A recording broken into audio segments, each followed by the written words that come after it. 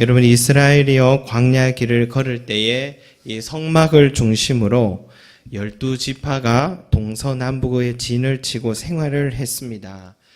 이것은요 우리 삶의 중심에 성전을 중심으로 살아가야 된다라는 것을 우리에게 말해줍니다.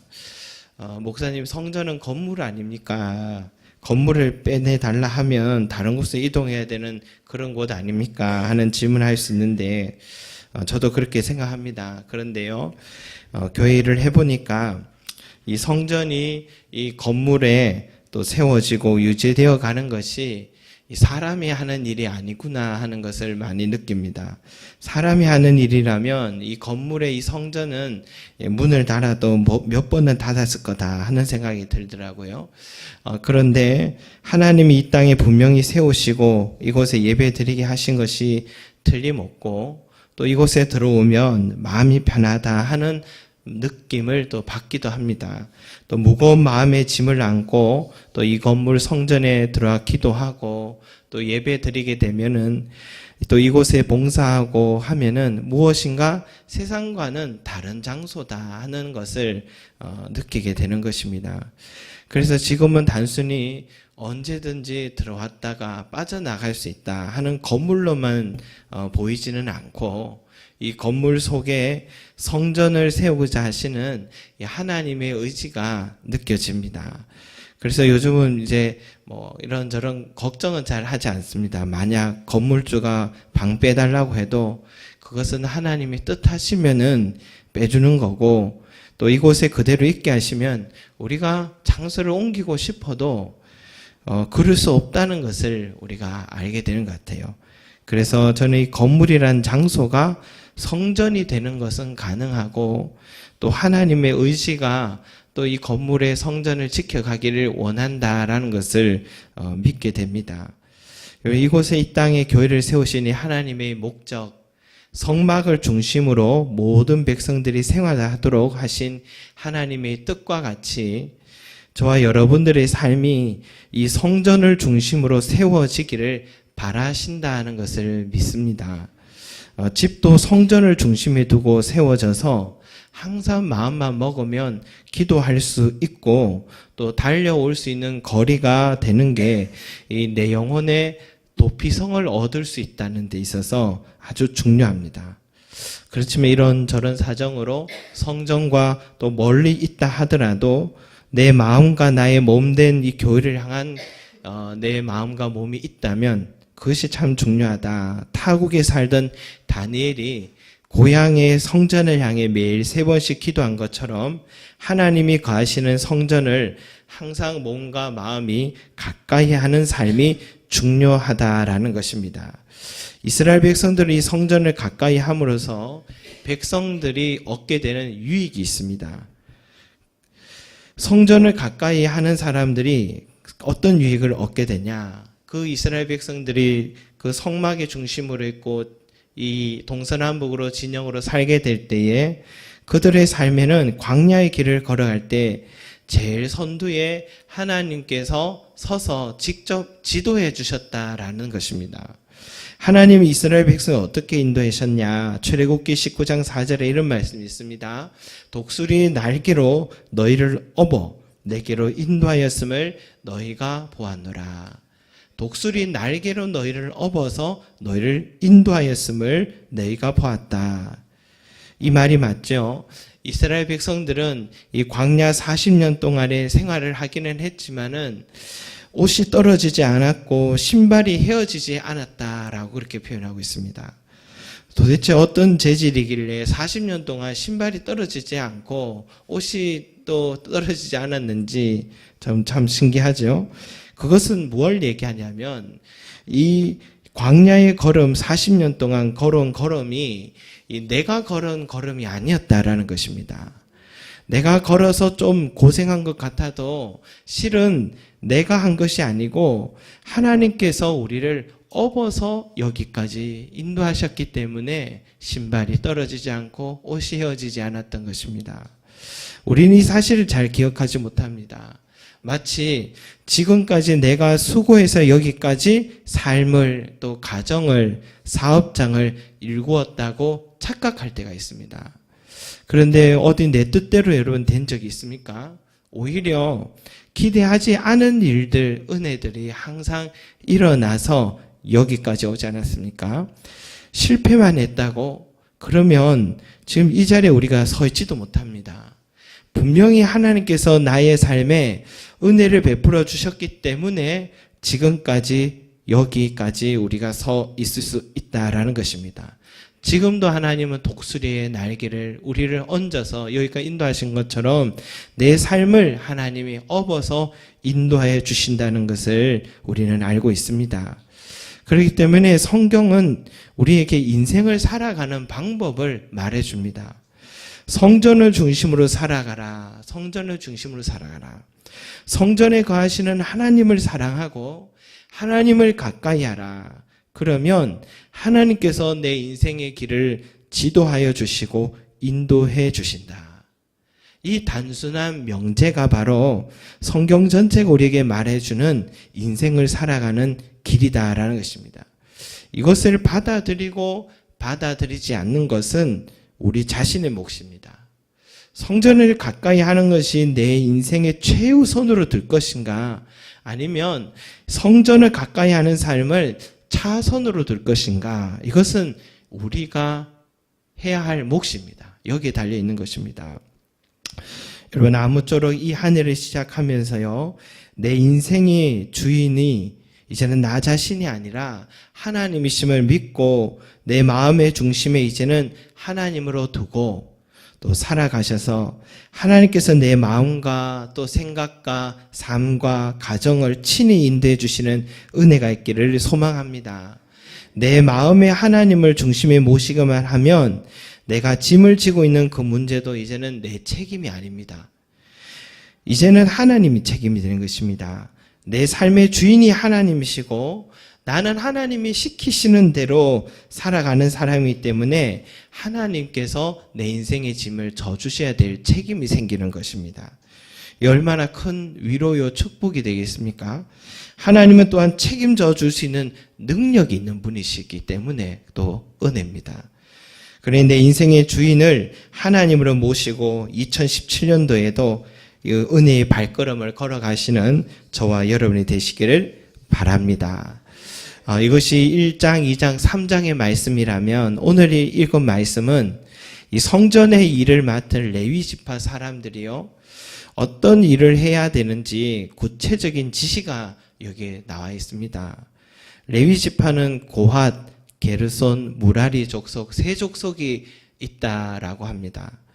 어떤 이는 이 고핫 족속은 성막의 휘장들을 또 담당하고 옮기고 또 준비하는 일들, 성막의 휘장들을 준비하는 일을 하고, 또 게르손 족속은 성막 안에 드리는 예배 드릴 때 사용되는 모든 기구를 담당하는 그런 족속입니다.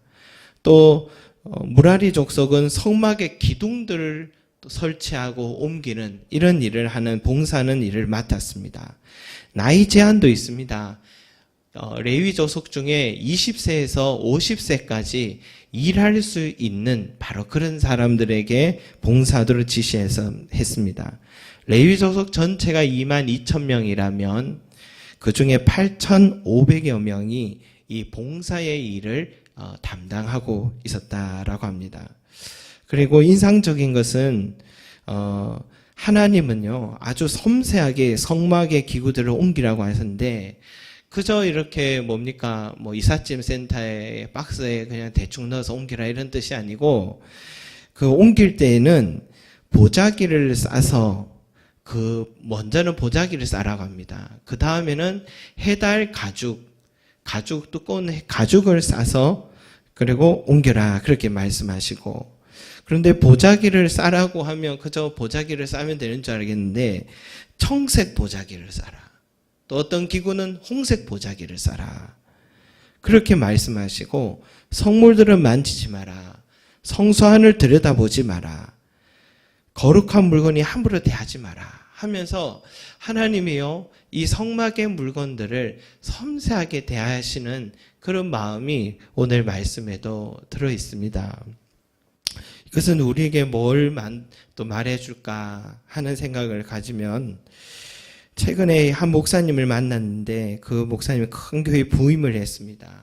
이제 처음에 시작을 하니까 교회에 또 나름 알력이 있지 않겠습니까? 장로님들이 또 목사님이 뭐라고 하시면 또 이런 부분은 또 자신의 생각도 얘기하시고 서로 간에 이런저런 시작 과정에 어려움도 있었던 것 같습니다. 그런데 어떤 교육을 받기 위해서 신청서 하나를 만드는데 이 목사님이요, 그것을 디자인을 해서 직접 인쇄소에 맡겼습니다. 그리고 그 인쇄한 종이들을 하나씩 나눠주니까 어느 날 한 장로님이 찾아왔답니다. 목사님, 뭐 이런 신청서 하나를 그저 A4지에 만들면 되지 이 아까운 인쇄비를 들여서 굳이 이렇게 만드실 필요가 있습니까? 하고 그렇게 질문하더랍니다. 나름 맞는 말인데, 그런데 그 목사님이 이렇게 대답했답니다. 장로님, 저는 교회 일을 할 때에 이 종이 한 장을 만들 때도 최선을 다해서 만들어야 된다고 생각합니다. 저는 그렇게 목회를, 종이 한 장을 만들 때도 최선을 다하는 것이 저는 목회 철학이라고 생각합니다. 교회 일은 그렇게 해야 된다고 저는 생각합니다. 하니까 그 장로님이 아무 말씀도 못 하시고 돌아가시더랍니다.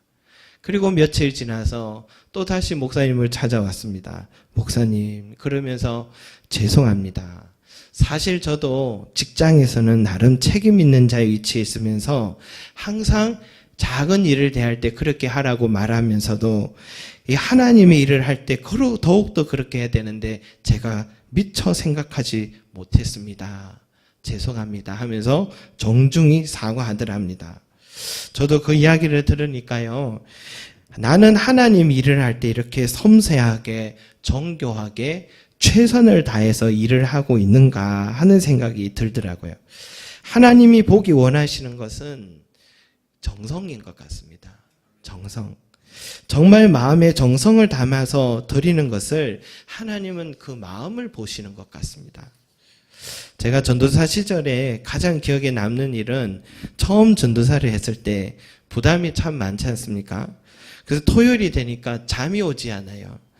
설교문을 가지고 이 아이들이 설교문 없이 그대로 아이들 눈을 보고 설교를 해야 되는데 외워지지가 않아서 외우고 또 외우고, 아이들 눈망울들이 집중될 수 있도록 또 행사가 있는 날에는 새벽을 세우고 그랬던 날들이 많았던 기억이 납니다.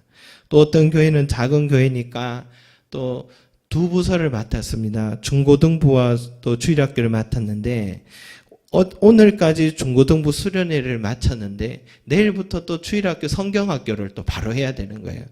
너무 피곤해가지고 목욕탕에서 몸도 풀고 그렇게 그 다음 날부터 또 달려갔던 그때가 기억나는데, 그때가 가장 행복했고 그때가 가장 많이 열매를 맺던 시간이었던 것 같아요. 지금 생각해보면 그때는 경험도 부족하고 너무 모든 게 다 어설펐습니다. 그런데 항상 하나님께서 열매를 맺게 하신 것을 생각해보면 뭔가 마음을 아끼지 않은 그때만큼 좋은 때도 없었다라는 생각이 듭니다. 지금도 마찬가지입니다. 그때 생각하면서 아무것도 모르는 전도사 시절, 나는 그때만큼 열심히 사역하고 있는가?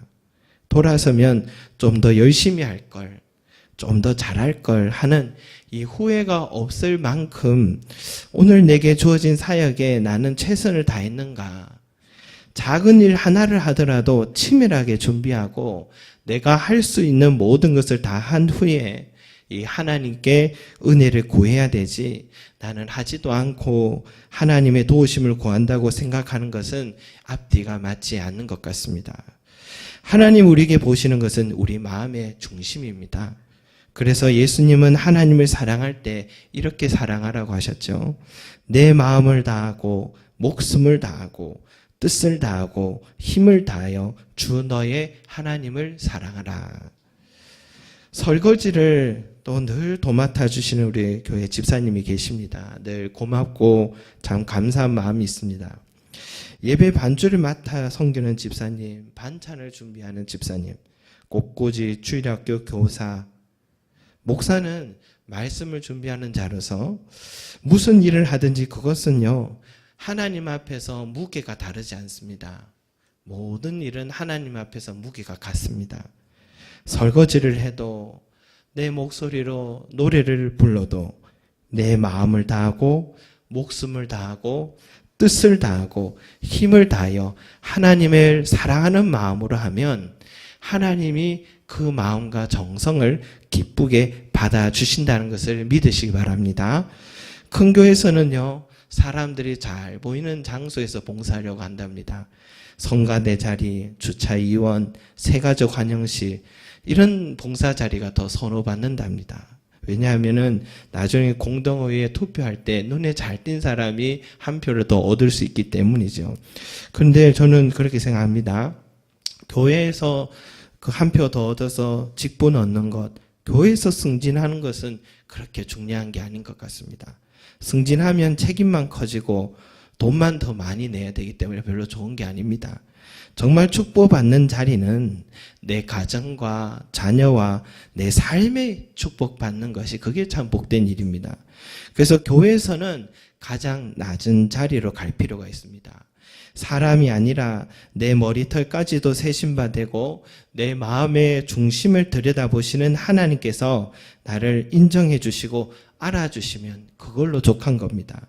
그분 앞에 주방 봉사를 하고 또 남몰래 화단을 정리하고 아무도 알아주지 않는 시간을 찾아와 하나님의 기뻐하신 일을 하신다면 하나님은 그것 절대로 잊지 않으시고 분명히 갚아주실 것입니다. 무슨 일이든지 어떤 봉사의 자리든지 제일 중요한 것은 하나님을 사랑하는 마음으로 하는 저와 여러분이 되시 바랍니다. 내 마음을 다하고 몸을 다하고 뜻을 다하고 힘을 다하여 하나님을 사랑하는 이 한 해가 되시기를 소망합니다. 기도하겠습니다. 사랑과 은혜가 많으신 아버지 하나님, 내 몸과 마음과 뜻과 정성과 힘을 다하여 주 너의 하나님을 사랑하라 라고 말씀하셨습니다. 주여, 우리가 하나님을 사랑할 때에 최선을 다하게 하여 주십시오. 하나님은 섬세하시고 하나님은 그 마음의 중심을 보시고 하나님의 것을 소중하게 다룰 줄 아는 그런 사람을 기뻐하신다고 하셨습니다. 주님의 아버지 하나의 일을 할 때에, 주님의 성전을 사모할 때에 그런 마음이 우리에게 있게 하여 주셔서 2017년도에는 사람이 아니라 하나님 앞에 우리가 최선을 다하고 정성을 다해 사랑하여서 하나님이 주시는 복을 누리는 우리 모든 성도들이 될 수 있도록 은혜 내려 주시옵소서. 감사드리며 예수 그리스도 이름으로 기도합니다. 아멘.